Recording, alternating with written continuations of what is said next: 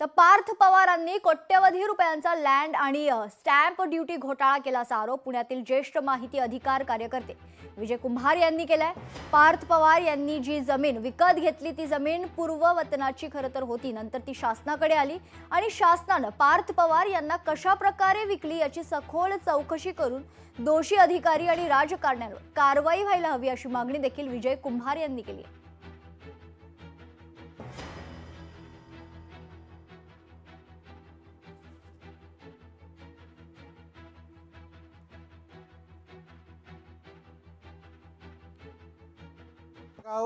सरकारची आहे म्हणजे ती पूर्वी वतनाची जागा होती असं म्हटलं जातं। त्या वतनातून ती सरकारकडे आली, मग ती परत कशी गेली। शिवाय या जागेचं जे मूल्यांकन करण्यात आलेलं आहे ते 300 कोटी रुपये दाखवण्यात आलं आहे।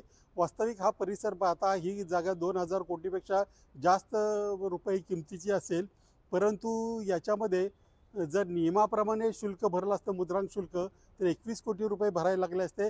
त्याऐवजी आता तो 500 रुपयामध्ये व्यवहार झालेला आहे। हे का झालं याच्यात अनेक चुका आहेत। ही जागा पुणे शहरामध्ये असूनही ती मुळशी तालुक्यामध्ये असल्याचं भासवलं गेलं। हे कशासाठी भासवलं गेलं या सगळ्या गोष्टींची चौकशी होऊन दोषी अधिकाऱ्यांवर फौजदारी, दोषी सर्वांवर, अधिकाऱ्यांवर असं नाही राजकारण्यांवरही फौजदारी कारवाई झाली पाहिजे। लोकशाही मराठी ऐका, पहा, जागरूक रहा।